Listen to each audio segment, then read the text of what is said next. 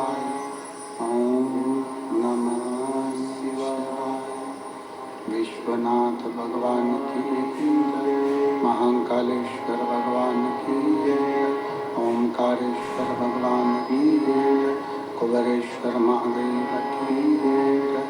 हर हर महादेव, हर हर महादेव, हर हर महादेव। काशी विश्वनाथ ओगड़दानी त्रिकालदर्शी कैलाशी विनाशी भगवान शिव, जिनकी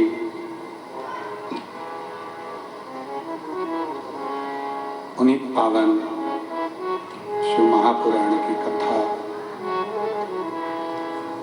संपूर्ण विश्व के कल्याण हेतु बाबा देवादिदेव महादेव की कृपा से, उनकी करुणा उदारता से चल रही है। बठिंडा पंजाब की यह पवित्र पावन भूमि, जहाँ आप और हम सब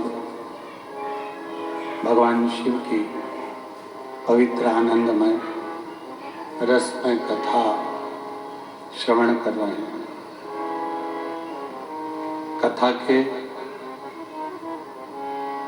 मुख्य यजमान श्री अमरजीत सिंह जी मेहता, अध्यक्ष Punjab cricket association, Shrimati Babita ji Mehta, Shri पदमजीत Singh ji Mehta mayor Bathinda, सपना जी मेहता बठिंडा पंजाब। एक बार जोरदार ताली बजाकर यजमान परिवार के लिए साधुवाद।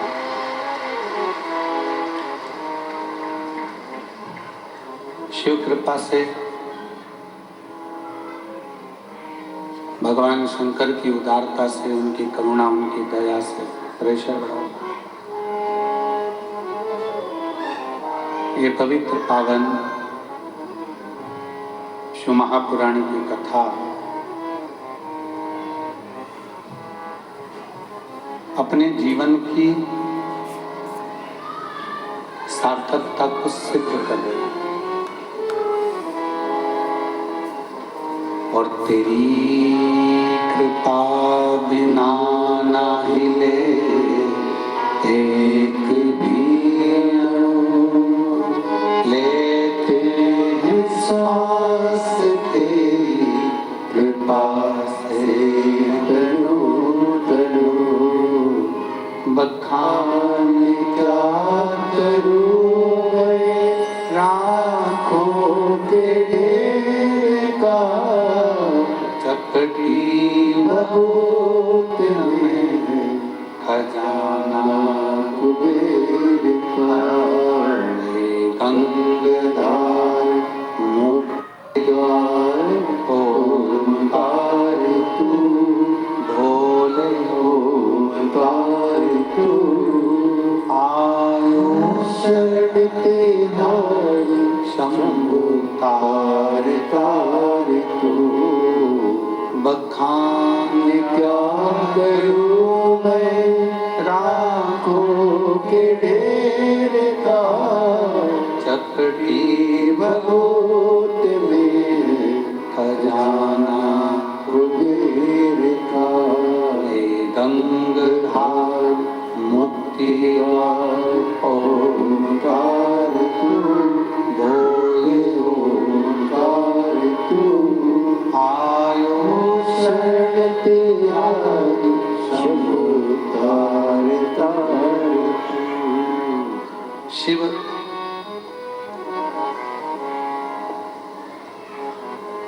संपूर्ण विश्व का कल्याण करने वाले,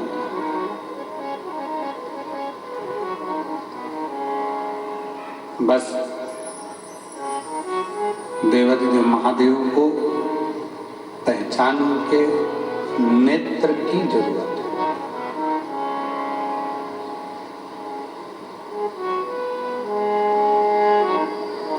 एक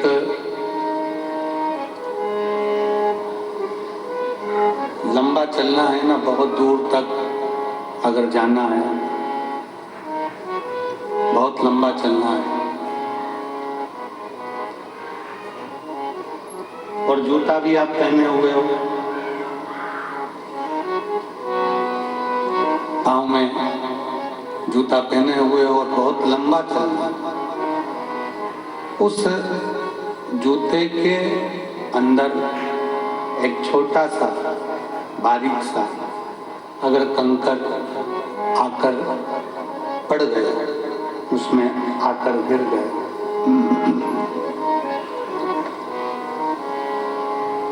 उस जूते के अंदर अगर एक छोटा सा भी कंकर आकर पड़ जाता है, गिर जाता है, रह जाता है, तो आप बहुत दूर तक नहीं जा सकते। कितना भी प्रयास करें,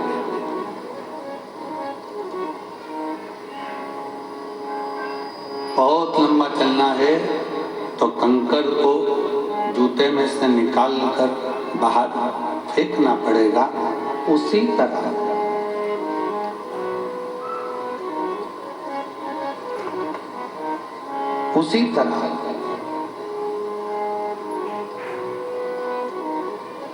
जूते में से अगर कंकर निकाल कर नहीं फेंका तो बहुत लंबा चल नहीं पाओगे। जिंदगी भी ऐसी ही है, मन में से अगर अहंकार निकाल कर नहीं फेंका तो मंजिल तक नहीं पहुंच पाओगे।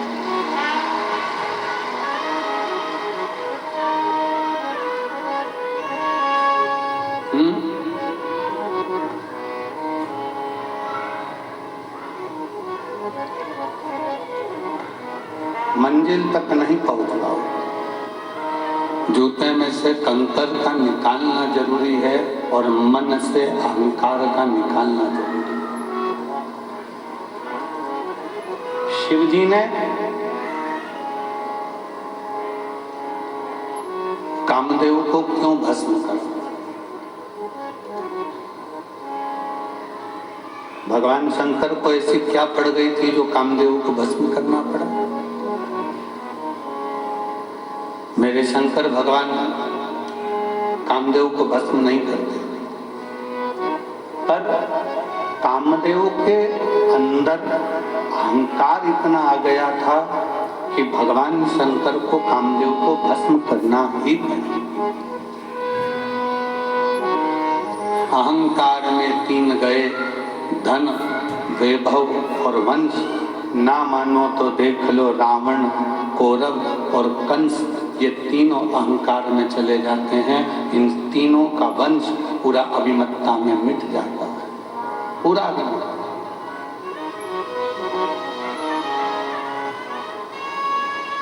शिव को अभिमत्ता प्रिय नहीं। शंकर भगवान को तुम्हारा अहम, तुम्हारा अहंकार प्रिय नहीं।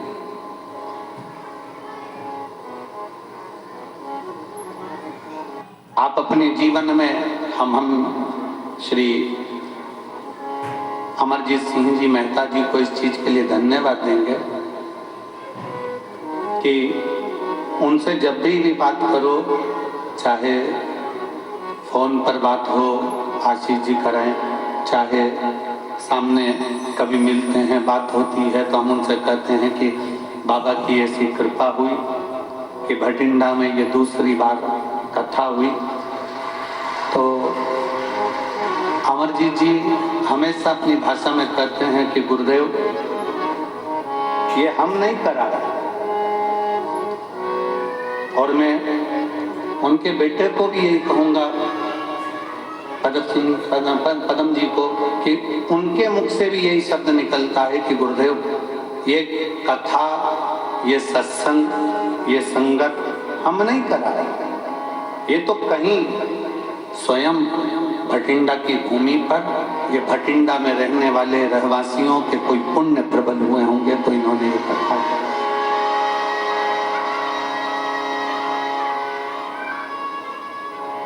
ये किसी साधारण व्यक्ति के बस का विषय है ही नहीं। शुक्र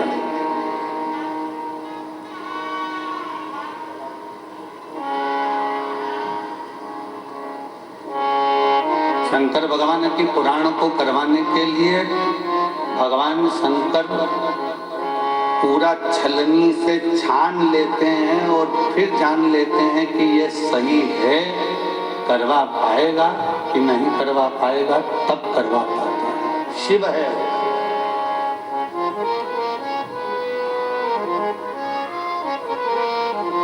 ओगड़दानी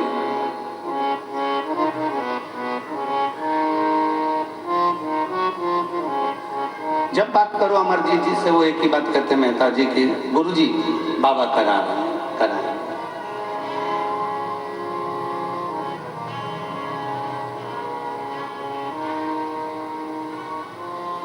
वाहे गुरु जी का खालसा, वाहे गुरु जी करा रहे हैं, वो कराने वाला है, करा। इसमें हम नहीं,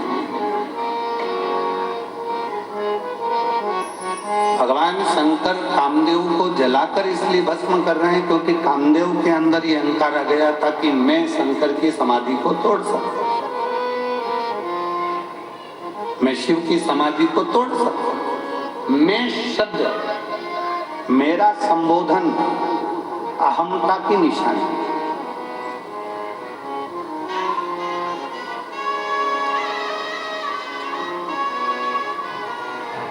जिस दिन आपके अंदर, कल कथा में कहा था कि जिस दिन आपके अंदर ये आ जाएगा कि मैं दुकान कर रहा हूँ, मैं मकान कर रहा हूँ, मैं गाड़ी चला रहा हूँ, मैं घर चला रहा हूँ, मैं परिवार चला रहा हूँ, मैं रिश्ते निभा रहा हूँ, समझ लेना कि उस दिन अब तुम्हारा थोड़ा थोड़ा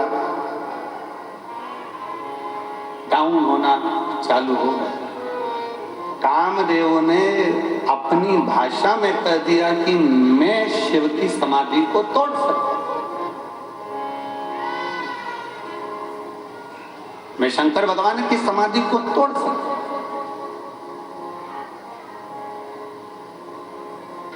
मेरी जीजियों, मेरे जीजाओं, मेरी बेटियों, बेटाओं, मेरी माताओं, मेरे भाई, मेरी बहनों, एक बात बहुत सावधानी से सुनना। नवरात्रे आते हैं, नवरात्रे आते हैं, नवरात्रे में आप माता रानी के व्रत कर लेते हो, जोत जला लेते हो, माता रानी का व्रत करते, उपवास करते, जागरण करते, जोत जलाते, पूजन करते, निवेदन करते, और अभी फिर चैत्री नवरात्रे आएंगे, आप फिर आराधना करोगे, फिर साधना करोगे, फिर जोत जलाओगे, फिर माता रानी को याद करोगे, फिर व्रत रखोगे। आप कितने भी व्रत करोगे, आप कितनी भी जोत जला, आप कितना भी जागरण करो, पर 4 लोगों के सामने जाकर ये कभी मत कहना कि मेरे जैसा व्रत कोई नहीं कर सकता, मेरे जैसा जागरण कोई नहीं कर सकता, मेरी जैसी जोत कोई नहीं जला सकता। ये अभी मत कहो। आपके मुख से तो शब्द निकलना चाहिए, आपके मुख से तो वाणी निकलना चाहिए कि वो माँ अम्बा, जगदम्बा, दुर्गा भवानी, माँ वैष्णव रानी, माँ जगत जननी, माँ नैना, माँ मनसा, माँ कांगड़ा, माँ चिंतपूर्णी, माँ ज्वाला, उसकी जैसी इच्छा होती है वैसा व्रत करा लेती है, और उसकी जैसी इच्छा होती है वैसा जागरण करा लेती है, और उसकी जैसी इच्छा होती है वैसी जोत जलाती है। हमारी सामर्थ्यता नहीं है।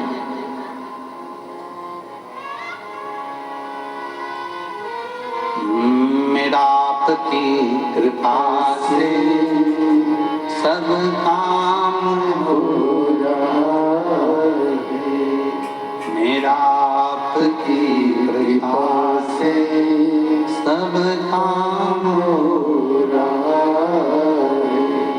करते हो भोले बाबा मेरा नाम हो रहा है, करते हो भोले बाबा मेरा नाम हो रहा है।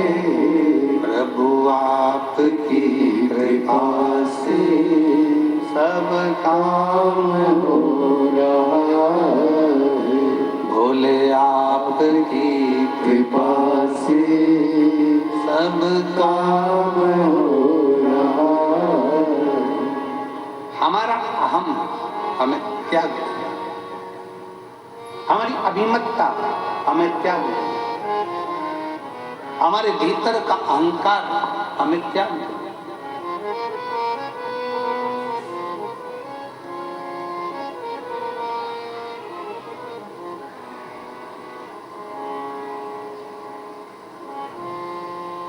कितना सुंदर गुरु नानक देव जी ने अपनी वाणी में कहा है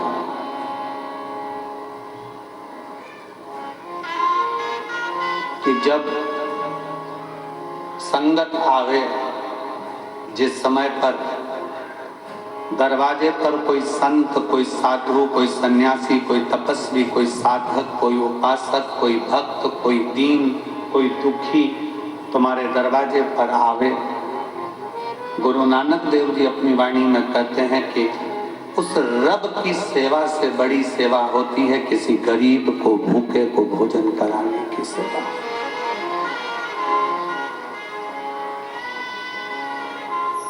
शायद उसी का प्रमाण आज भारत की भूमि के ही नहीं, देश और विदेश के जितने गुरुद्वारे हैं, उन गुरुद्वारे में सबसे बड़ी सेवा होती है लंगर की सेवा।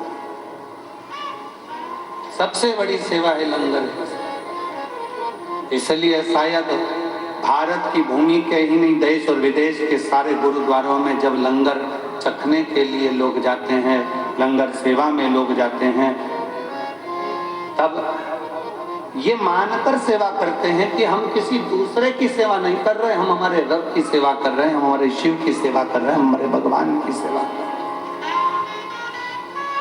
कोई दूसरे की नहीं।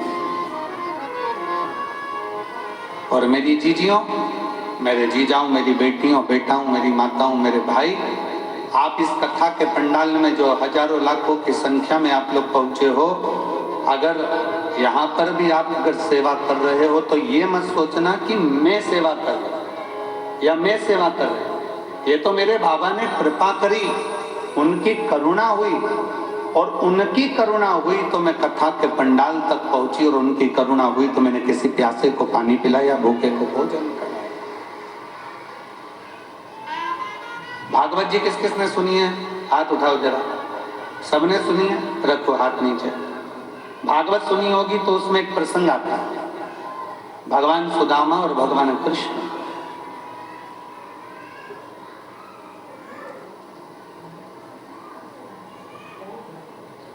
सुदामा जी की धर्म पत्नी सुदामा जी से रोज कहती है कि तुम कृष्ण के दरवाजे जाओ, तुम भगवान कृष्ण के द्वार पहुंचो। बार बार कहती है, प्रतिदिन, रोज, हर बार कहती है कि कृष्ण के दरवाजे जाओ। पर सुदामा जी भगवान कृष्ण के दरवाजे जाते हैं क्या रोज? रोज कहती है सुशीला, सुदामा जी की धर्म पत्नी रोज कहती है, तो भी सुदामा जी भगवान कृष्ण के दरवाजे नहीं जाते।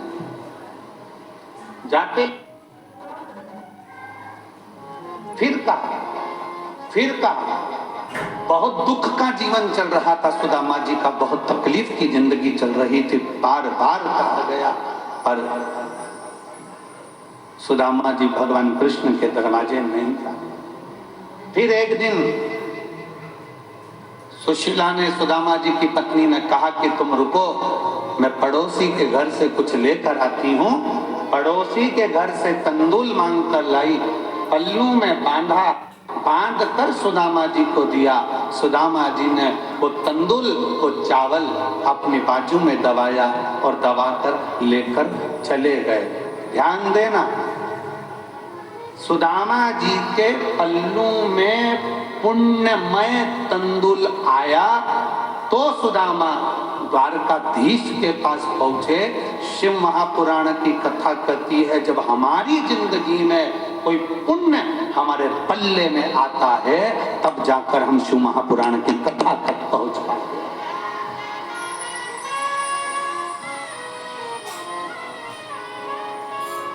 यहाँ पर कई मेरी भटिंडा की जीजियां बैठी हुई हैं जिनके मन में बहुत दिन से मन में उमंग आ रहा था, भटिंडा में कथा होना चाहिए, पंजाब में कथा होना चाहिए।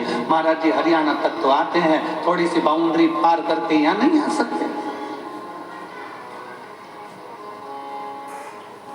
हमारे पंजाब में भी कथा होना चाहिए, हमारे पंजाब में भी कथा होना चाहिए। कितना कितना कोई पुण्य पल्ले में आया, पुण्य पल्ले में आया।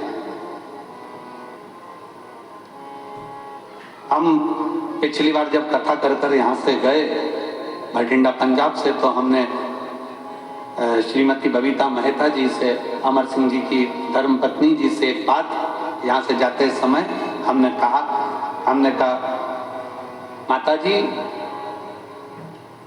कहीं कोई पुण्य भाभी जी आपके मायके के, ससुराल के और आपकी 71 पीढ़ी के कोई पुण्य प्रबल हुए होंगे जो भटिंडा में आपने ये शिव महापुराण की कथा करवा दी। कोई पुण्य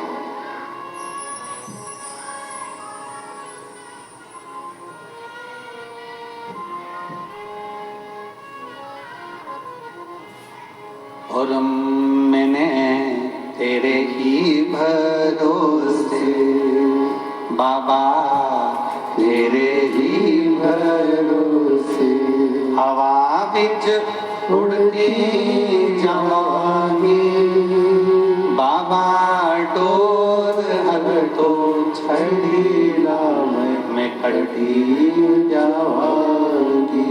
भोले में तेरी वतन, शंभो में तेरी वतन, हवा बिच उड़ती जागी बाबा, डोर हटो छड़ीला मैं कटी जागी। कोई पुण्य हमारे प्रबल होंगे। सुदामा जी के पल्लू में जो तंदूल पड़ोसन के घर का आया, चावल पड़ोसन के घर का आया, वो तंदूल जो सुदामा जी लेकर गए, पड़ोसन के घर का पुण्य सुदामा जी के पल्लू में आ गया और वो पुण्य इतना प्रबल था कि उस पुण्य के बल पर सुदामा जी द्वारकाधीश के सामने जाकर खड़े हो गए। हमको इधर पंजाब का तो नहीं मालूम, पर हमारे मध्य प्रदेश में एक रीति चलती है कि दिवाली के समय पर, होली के समय पर, बैसाखी के समय पर, लोहड़ी के समय पर हमारे उधर ऐसी रीत चलती है कि हमारे घर से मिठाई दूसरे के घर जाती है और दूसरे के घर से मिठाई हमारे घर आती है। अब हमें पंजाब का तो नहीं मालूम, पर हमारे उधर तो ये रीत चलती है। इधर भी चलती है क्या? इधर भी है? अच्छा, फिर तो तुम हमारे जैसे ही और हम तुम्हारे जैसे, ठीक है। मतलब हमारे उधर ऐसी रीत है कि त्योहार पर, बैसाखी हो, लोहड़ी हो, दीपावली हो, होली हो, उस समय पर संक्रांति हो, मकर संक्रांति, उस समय पर लड्डू जाता है, मिठाई जाती है और मिठाई पड़ोसी के घर जाती है, रिश्तेदार के जाती है, फिर वहां से भी हमारे यहाँ आती है।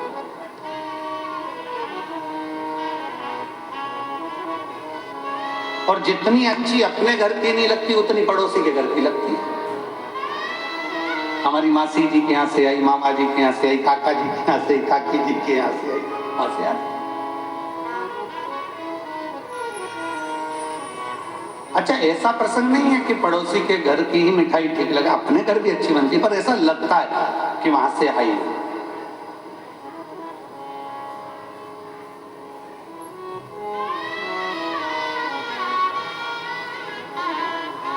और कभी कभी वो एक प्रसंग याद आ जाता है ना कि वो एक लड़के के पिताजी मर गए।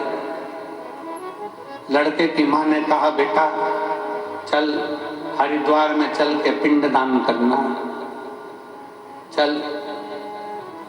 माँ और लड़का दोनों हरिद्वार पहुंच गए। घाट पे पंडित जी ने पिंडदान करवाया।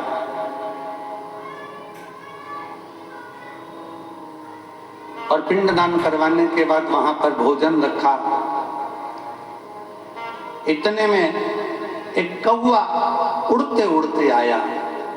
लड़के ने अपनी माँ से कहा, माँ देखो, हमने सुना है कौवे के रूप में पितर आते हैं, आज मेरे पिताजी देखो कौवे के रूप में उड़कर आ रहे हैं। माँ बोली, हाँ बेटा, ये तो सही है कि पिताजी भोजन लेने आ गए। थोड़ी देर बाद वो कौवा वहां बैठकर फिर उड़ा और पड़ोस में एक महिला पिंडदान कर रही थी अपने लड़के के साथ, वहां पूड़ी उठाई चले गए। बेटा बोला, देखो माँ, कौवे ने पास में से पूड़ी उठा ली पर अपनी पूड़ी नहीं उठाई। इतने में माँ रोती रोती बोली, पक्के में तेरा ही बाप है, पक्के में तेरा ही बाप है। कभी उनको अपने घर का पसंद ही नहीं आया, जब भी खाया पड़ोसी के घर का।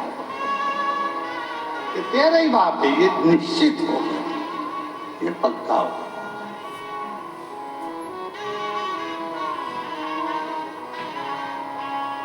अब हमारे उधर की एक रीत है कि भाई मिठाई यहां से आई, वहां से दी, वहां से आई, वहां से दी, आया। क्यों, किस लिए? हम भारतीयों में ऐसा रिवाज क्यों है कि त्योहार पर, फंक्शन में, उत्सव में अपने घर की मिठाई दूसरे के घर, दूसरे के घर की मिठाई अपने घर, ऐसा हमारे भारतीयों में ऐसा प्रसंग क्यों आता है? उसका कारण केवल एक सुदामा जी के चरित्र से है। सुदामा जी की पत्नी रोज कहती रही कि जाओ द्वारकाधीश के दरवाजे जाओ, द्वारकाधीश के दरवाजे जाओ, द्वारकाधीश के दरवाजे।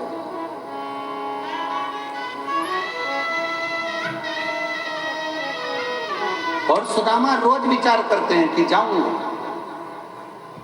अच्छा, सुदामा जी की पत्नी जैसी दुनिया में किसी की पत्नी भी नहीं हो सकती। कथा कानून भले सुदामा जी की पत्नी को थोड़ा सा गुस्सेल बताते हैं, क्रोधीला बताते हैं, पर शिव महापुराण की कथा कहती है सुदामा जी की पत्नी जैसी दुनिया में कोई पत्नी नहीं हो सकती, जो अपने पति से रोज कहती है जाओ द्वारकाधीश के दरवाजे जाओ, जाओ द्वारकानाथ के दरवाजे जाओ, जाओ द्वारकाधीश के दरवाजे जाओ। दुनिया में ऐसी पत्नी कम होती है जो अपने पति को रोज भगवान शंकर के मंदिर भेज दे। दुनिया में ऐसी पत्नी कम होती हैं जो रोज अपने पति को भगवान के दरवाजे पर भेज दे, सत्संग में भेज दे। सुबह से सुदामा जी की पत्नी उठती थी और रोज कहती थी द्वारकाधीश के पास जाओ, और एक आज की पत्नी सुबह से उठते से कहती है जाओ दूध की थैली लिया।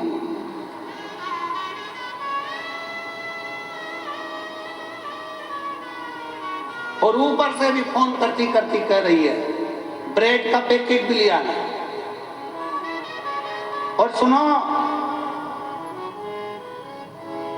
आते आते आते आते देखिए ना, थोड़ा वो पार्लर वाली 3 दिन पहले गई थी, आई कि नहीं आई। और पति बेचारा डिप्रेशन में, इसके टेंशन।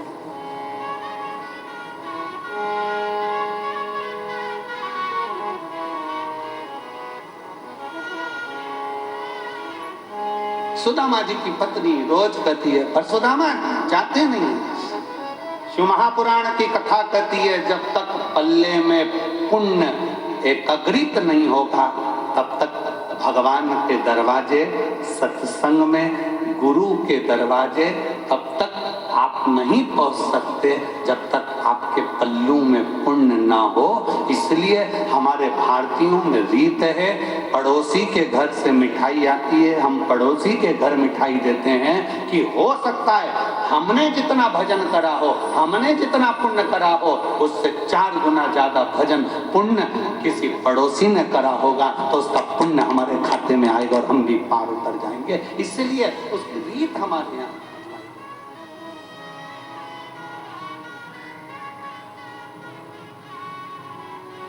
और मेरे भोले तेरा सहारा है, मेरे भोले तेरा सहारा है, मेरी नैया का तू किनारा है, मेरी नैया का तू किनारा है। मेरे बाबा तुझे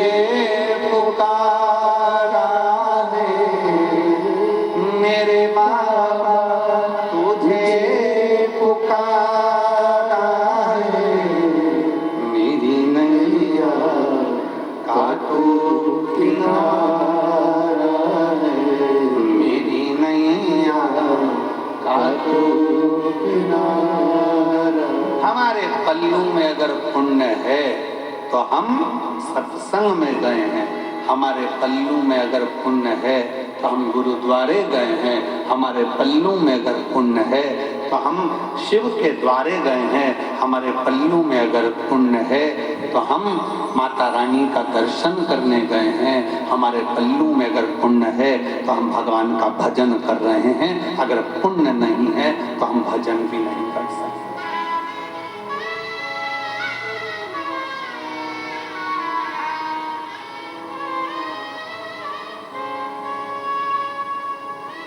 पुण्य अपने पास हो।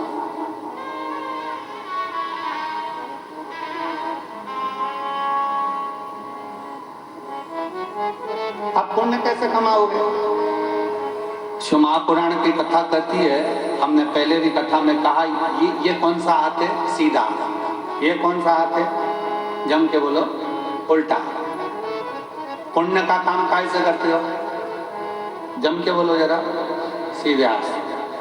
एक दिन इस उल्टे हाथ को बड़ा बुरा लगा कि जो भी कुछ करे तो ये ही करे, हवन करे तो ये, दान करे तो ये, पुण्य करे तो ये, सत्कर्म करे तो ये, अपन तो बेकार में पैदा हुआ। इस उल्टे हाथ को थोड़ा सा बुरा लगा। एक बहू अगर सब काम करे तो दूसरी बहू को तो बुरा लगता ही। कि बताओ, सास एक ही एक को पूछ रही है, सास एक ही एक को काम बता रही है, हम तो बुरे, हमारा क्या काम? इस हाथ को बड़ा बुरा लगा कि मैं काहे पैदा हुआ, क्या काम का मैं? जब सीधा ही सीधा हाथ सब काम करे, हवन करे, पूजन करे, अर्चना करे, दान करे, भोजन करे, सब कुछ करे, सीधे हाथ से करे, ये उल्टा तो किसी काम का नहीं है। एक दिन ये उल्टा हाथ एक गुरु के पास पहुंच गया और गुरु जी से कहा, गुरुदेव, भगवान ने मुझे पैदा ही क्यों करा? मैं किसी काम का ही नहीं हूँ, सारा पुण्य तो इसके खाते में जा रहा है, मैं करूं तो करूं क्या? इतने में गुरु ने कहा, चिंता मत कर, तेरा नाम उल्टा हाथ है, मतलब तू किसी काम का नहीं है। फिर भी अगर तू एक काम कर, जो सीधा हाथ काम करे ना, तो तू इसको टच कर लिया कर। टच करेगा तो वो पुण्य के साथ तुझे भी थोड़ा थोड़ा पुण्य मिलना प्रारंभ हो जाएगा और तेरा कृपा, तेरा कल्याण हो जाए। ये आप सब लोग क्या कर रहे हैं? अगर अमरजीत सिंह मेहता जी कथा करा रहे हैं या उनकी पूरी टीम कथा करा रही है तो उनके साथ सब मिलकर क्या कर रहे हो? थोड़ा थोड़ा टच कर कर, भैया कराओ, भैया होन दो, भैया हम भी करेंगे सेवा, भैया हम भी करेंगे। ये सब एक दूसरे को टच करा तो वो कहते हैं ना कि डीपी से कनेक्शन चला और डीपी से कनेक्शन चलते चलते चलते चलते सारे बल्ब जल गए। उसी तरह आपकी भी जिंदगी का उजाला आपने स्वयं कर, स्वयं।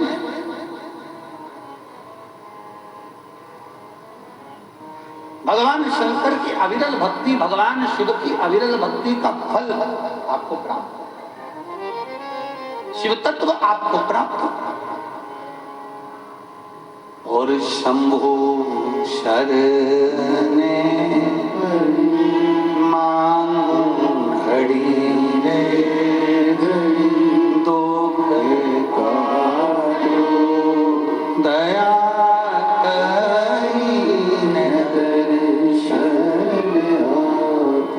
अगर हम बहुत बड़ा आयोजन नहीं कर सकते, हम बहुत बड़ा कार्य नहीं कर सकते, हम बहुत बड़ा उत्सव नहीं कर सकते, तो जो बड़ा उत्सव, बड़ा कार्य अपने नगर में, अपने शहर में कोई सत्कर्म हो रहा हो, कोई सेवा का काम हो रहा हो, तो अपन नहीं कर सकते तो कम से कम जाकर खड़े होकर इस शरीर के द्वारा थोड़ा सा भी स्पर्श कर लेंगे तो उससे भी अपन पार उतर सकते हैं, पार लग सकते हैं।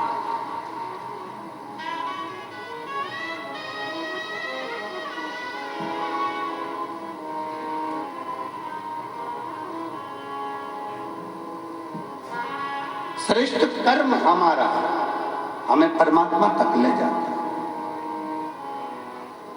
श्रेष्ठ कर्म। एक महिला ने लिखा,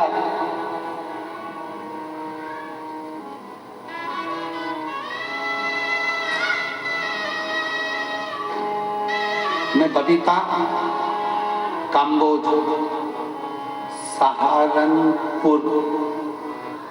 सहारनपुर कहाँ पर है? यही है आसपास है,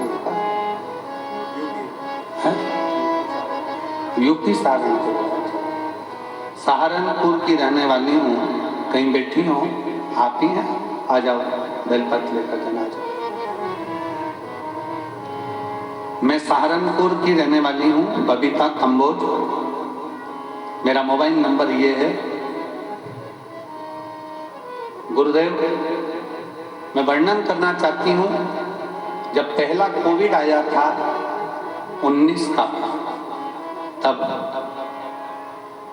मेरे पति को कोविड हुआ और उनकी दोनों आंखें चली गई। दोनों आंखों से दिखना बंद हो गया। डॉक्टरों ने जांच करी। जांच करने पर डॉक्टरों ने कह दिया कि वो कोविड के कारण इनकी आंखों की नली सूख गई है, उसके कारण इनकी आंखों की रोशनी मुश्किल है किया। एक जगह पर दिखाया, मन नहीं माना। तब हम फिर चंडीगढ़ ले गए। चंडीगढ़ में पीजीआई में दिखाया, गुड़गांव में दिखाया, हरिद्वार में दिखाया, दिल्ली में दिखाया। ऐसे जगह जगह पर हम हमारे पति को लेकर गए, पर डॉक्टरों ने मना कर दिया कि इनकी आंख जो कोविड का असर हुआ है उसके कारण बस इनके दोनों नेत्र की नसें सूख चुकी है, ये रोशनी अब आई। किसी ने चेन्नई का कहा, वहां दिखाया, पर रोशनी आंखों की नहीं। अब आखिरी में हम हार गए।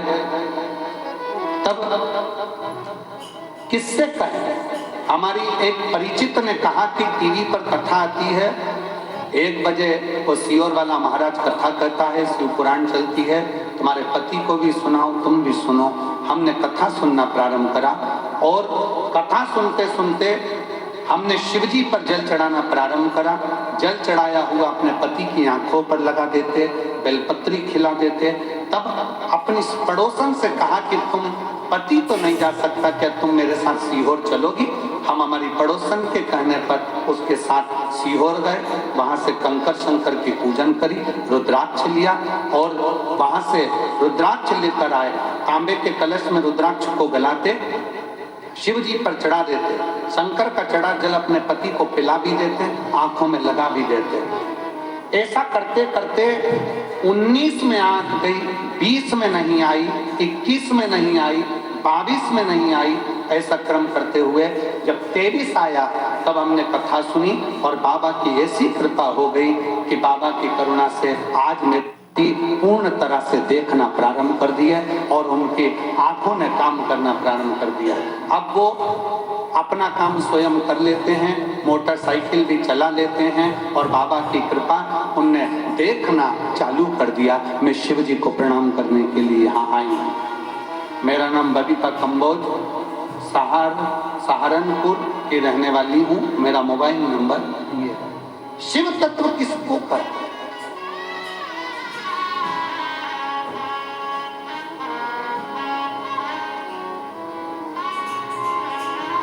शंकर की भक्ति किसको?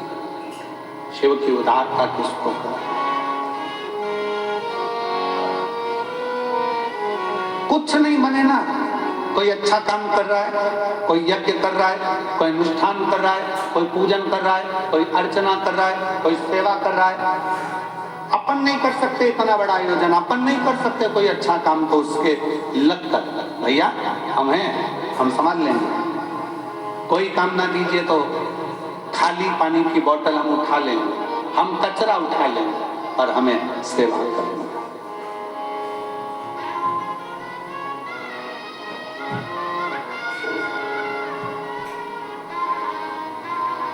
और भला किसी का कर न सको तो बुरा किसी का मत करना, फूल नहीं बन सकते तो फिर कांटे बन गए मत।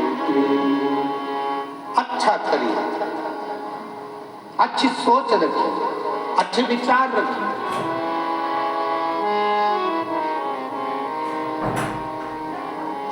और जब अच्छी सोच के साथ जब हम आगे बढ़ेंगे, अच्छे विचार के साथ हम आगे बढ़ेंगे, तो शिव क्यों ना आ जाए।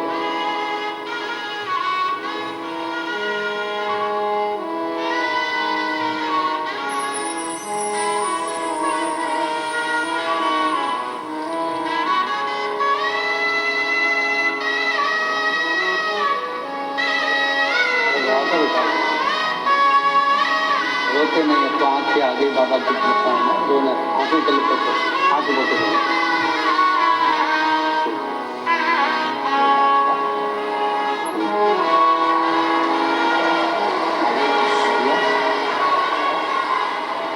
रोते नहीं, उठो उठो, रोना नहीं, उठो उठो, आंसू को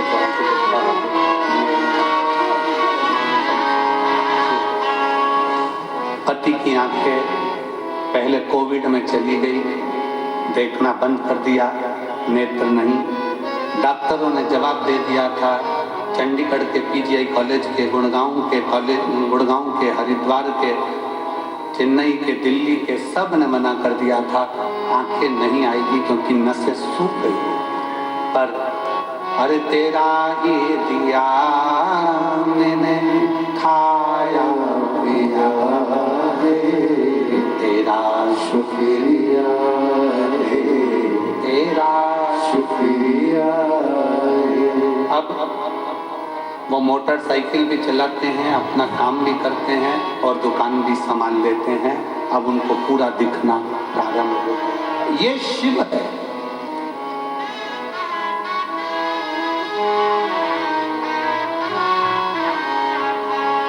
ये जायदाद दिए औलाद,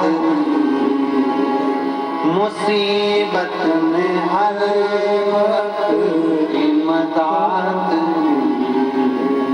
तेरा ही दिया मैंने खाया पिया है, तेरा शुक्रिया है, तेरा शुक्रिया है। उसकी आराधना है, बिना किसी आडंबर के, बिना किसी दिखावे के।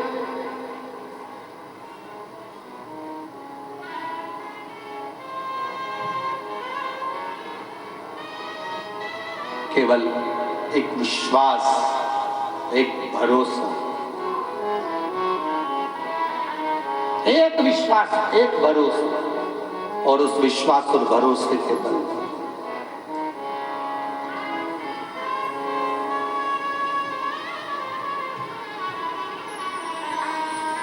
शिव महापुराण की कथा कहती है, पल्लू में अगर पुण्य बंध गया, पल्लू में अगर पुण्य आ गया, खूब अच्छी अच्छी होटलें हैं, खूब बढ़िया बढ़िया होटलें बनी हुई है, बहुत बड़ी बड़ी होटलें बनी हुई है। आप होटल में 24 घंटे खाओ, मना नहीं, मना नहीं। पर यदि अपने नगर में, अपने क्षेत्र में तुम कहीं बाहर गए हो और राह में तुम्हारी जेब में अगर पैसा है तो तुम अच्छी अच्छी होटल में खा सकते हो, पर एक बात याद रखना, पैसा अगर जेब में है तो होटल तक पहुंचोगे, और अगर पुण्य तुम्हारी जेब में है तो तुम गुरुद्वारा, शिव के मंदिर तक, शंकर की चौखट तक।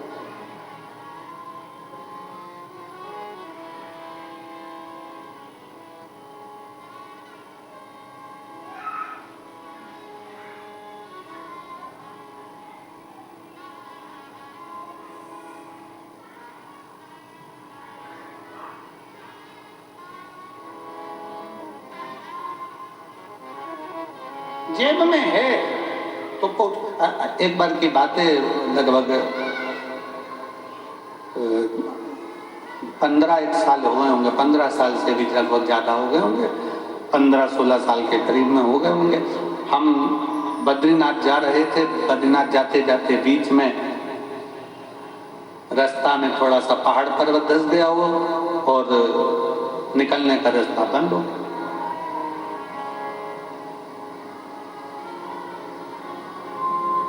वहीं पंजाब के 2 बेटे, पंजाब के 2 लड़के और मोटरसाइकिल से वो हेमकुंड साहिब जा रहे थे।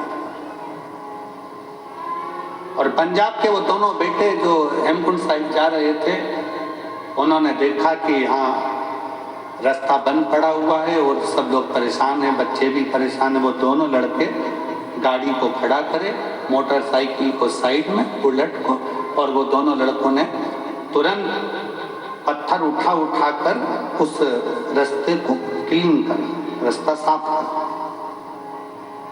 जब रास्ता साफ हो गया तब हम नीचे उतरकर उन दोनों बेटों के पास में गए और हमने उन दोनों बच्चों से कहा, हमने कहा कि भाई तुम्हारी मोटरसाइकिल पर, बुलेट पर तो इतने सारे कपड़े भी नहीं है, इतना सारा सामान भी नहीं है, फिर आप इतने ठंड में ऊपर जा रहे हो हेमकुंड साहिब के लिए, तो कैसे जाओगे?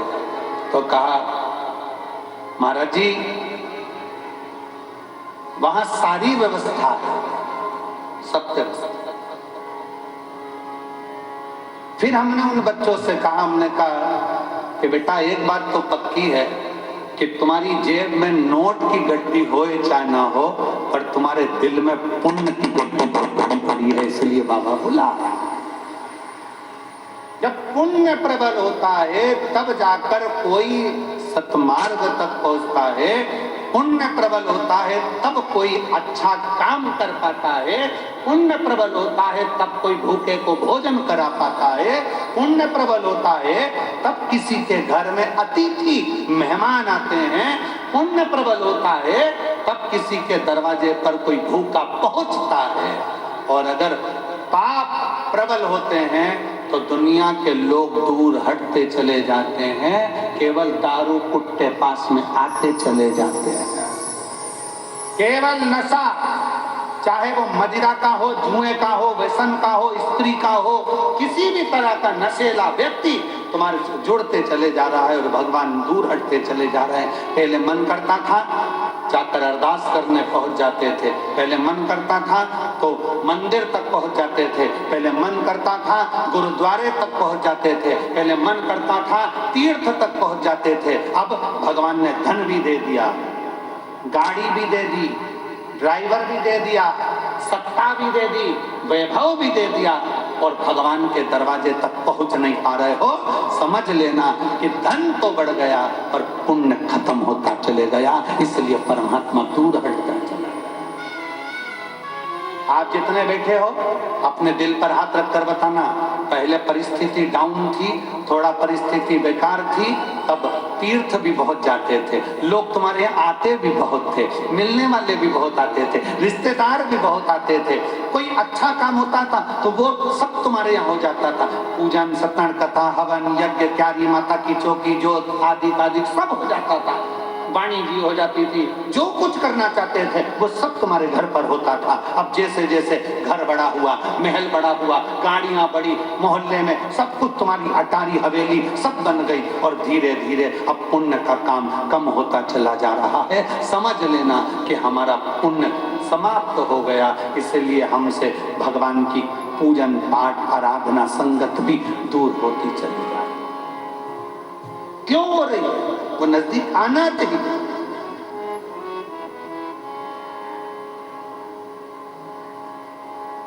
पहले छोटा सा घर था, मेहमान ज्यादा आते थे, घर बड़ा हो गया, मेहमान जाना चालू हो गए, मेहमान नहीं आते। कारण क्या है? घर तो बड़ा हो गया पर दिल बड़ा करना भूल गए, मन बड़ा करना भूल।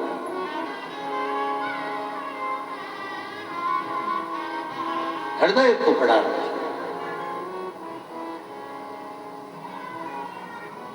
मन को बड़ा रहे। दिल को बड़ा रखे। और जब हृदय बड़ा हो, एक पत्र है, देखिए बड़ा सुंदर।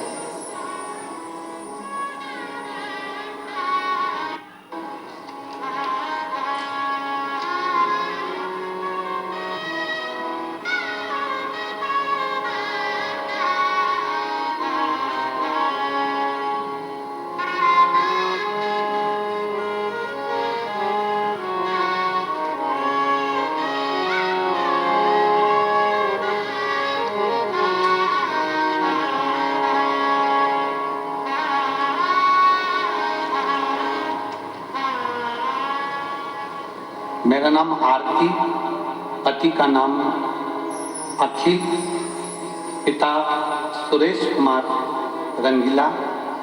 मोबाइल नंबर ये है, निवासी नूरपुरा ढाणी, तहसील सादुल शहर, जिला गंगानगर, राजस्थान से आई। कहीं बैठी हैं? आ जाओ बच्चे। गुरुजी, एक लोटे जल का मैं क्या वर्णन करूं। मेरी पहली शादी को 7 साल हो गए थे, संतान नहीं थी, तो मेरे बच्चे नहीं हुए। इस कारण मुझे आड़ा टेढ़ा कहकर मेरे पति ने और मेरे ससुराल वालों ने मेरा तलाक करा दिया। क्यों? क्योंकि डॉक्टर के हिसाब से मुझे कह दिया गया कि मैं मां नहीं बन सकती, संतान नहीं हो सकती। गुरुदेव, मेरा तलाक हो गया। फिर बाबा से प्रार्थना करी, मेरी दूसरी शादी हो गई। दूसरी शादी होने के बाद गुरुजी फिर 6 महीना, 8 महीना, 1 साल, 1.5 साल, 2 साल निकलते गए, पर संतान का सुख नहीं। आखिरी में वापिस जो मेरा दूसरा विवाह हुआ, तो पति को कई लोग कहने लगे कि छोड़ दे इसको। इसके पहले पति ने भी इसको इसलिए छोड़ा क्योंकि इसको औलाद नहीं, तू भी छोड़।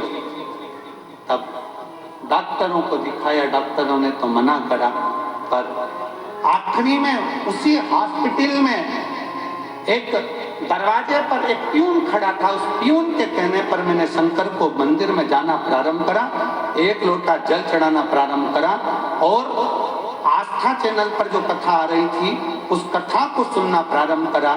फिर मैं 2024 में भटिंडा पंजाब की कथा सुनने के लिए आ गई। बाबा को झोली पसार कर पंडाल में से कहकर गई, बाबा कहीं मेरा दूसरा तलाक भी ना हो जाए, मुझे औलाद देने की जवाबदारी तेरी है। तब बाबा की कृपा से 5 महीना भी पूर्ण नहीं हुआ और शिव की कृपा से मेरा गर्भ ठहर गया और बाबा की कृपा से मुझे संतान की प्राप्ति हुई। मैं बाबा को यहाँ प्रणाम करने के लिए आई हूँ। गुरुदेव, 4 दिसंबर को मेरे घर में संतान की प्राप्ति हुई है। मैं शिव को नमन करता हूँ। शिव, एक लाइन अच्छी लिखी है, बाबा ना जाने कितनी बेटियों का भाग्य इस शिव महापुराण ने लिख दिया, नहीं तो कई बेटियां तो रोती ही रह रोती।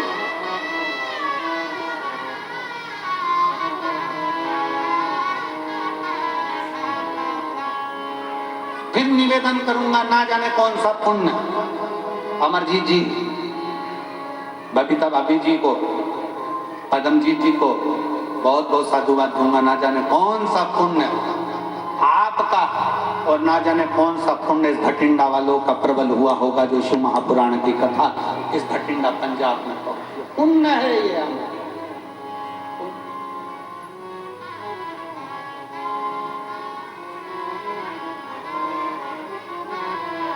उस पुण्य की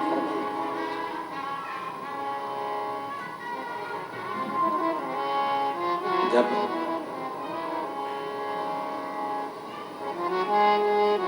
भीतर का हम परमात्मा और हमारे बीच में आएगा तो वो अहम हमें परमात्मा से दूर करता जाए।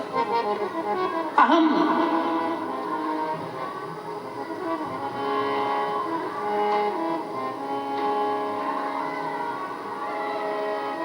कल परिवार में से खबर आई कि एक मांगलिक कार्य है और उस मांगलिक कार्य को 11 तारीख का वो मांगलिक कार्य है, तो उसमें आना जरूरी है और परिवार का कार्य। तो हमने अमरजीत जी से कहा कि भैया आशीष को खबर करी कि ये मैसेज अमरजीत जी को दे दो कि कथा जो 7 दिन की है वो कथा 5 दिन में पूर्ण करेंगे और कथा जो 12 तारीख को पूर्ण होना थी वो 10 तारीख को हम पूर्ण करके 10 तारीख को हमें निकलना पड़ेगा। 11 तारीख और 12 तारीख का 2 दिन का परिवार में कार्य है और बहुत जरूरी है, उसमें जाना।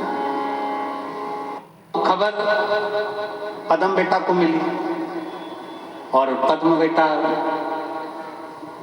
पदमजीत जी मेहता आशीष के पास आए कि आशीष भैया बात करना है। कहा क्या? कहे गुरु जी से बोलो ना कि 7 दिन की पूरी कथा करें। गुरु जी 5 दिन की कर रहे हैं। हमने आशीष जी से कहा कि पदम को बोलो बाबा फिर बुलाएगा। जो 5 दिन अगर मिले हैं ना तो ये 5 दिन भी अपनी झोली इतनी भर लो कि अगले वर्ष फिर बाबा कृपा करेंगे। इतनी कृपा। ये 5 दिन भी अगर मिले हैं तो जीवन के वो लक्ष्य बनाकर, वो आनंद बनाकर सुनो। और मेरा फिर भटिंडा वासियों से निवेदन है, आज कथा का दूसरा दिन हो गया, 3 दिन की कथा और है आपके पास। ऐसा झोली पसार कर सुनना कि मेरे बाबा अगली बार हमें इतना देना कि हम भी शिव महापुराण की कथा इस भटिंडा शहर में करा सकें। ऐसी कृपा श्रवण करो दिल से। पुण्य प्रबल होता है तब कहीं भगवान शंकर की कथा, कहीं गुरु की वाणी, कहीं संत की वाणी अपने जीवन में आती है, अपने जीवन। इसलिए निवेदन है भटिंडा में जो लोग कथा श्रवण करने आ रहे हैं पंजाब में, वो ध्यान रखेंगे कि कथा 6 तारीख से चालू हुई है, वो 10 तारीख को विराम होगी। और आखिरी दिन की जो कथा है वो समय आप लोगों को तो हमेशा मालूम ही है। कौन सा समय रहता है? सुबह 8 बजे से 11 बजे तक समय रहता है। 11 बजे कथा विराम होकर मेरा बाबा आपकी झोलियां भरकर यहाँ से विदा लेकर चले जाते हैं। पुण्य के ये 5 दिन है, सुनो, धारण करो और अपने जीवन में उतारो।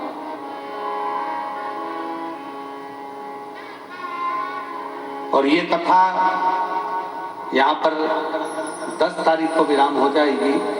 फिर कथा, अगली कथा की जो जानकारी है, कई लोग कहे अगली कथा की जानकारी, तो 21 तारीख से 27 मार्च तक, 21 मार्च से 27 मार्च तक जसपुर छत्तीसगढ़ की पावन धरा पर 1 बजे से 4 बजे तक जसपुर छत्तीसगढ़ में शिव महापुराण की कथा 7 दिवसीय होगी।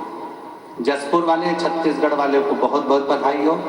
उसके बाद में राजस्थान वालों को बधाई दे रहा हूँ कि 11 तारीख से 17 अप्रैल तक, 11 अप्रैल से 17 अप्रैल तक रतनगढ़ राजस्थान में शिव महापुराण की कथा हो।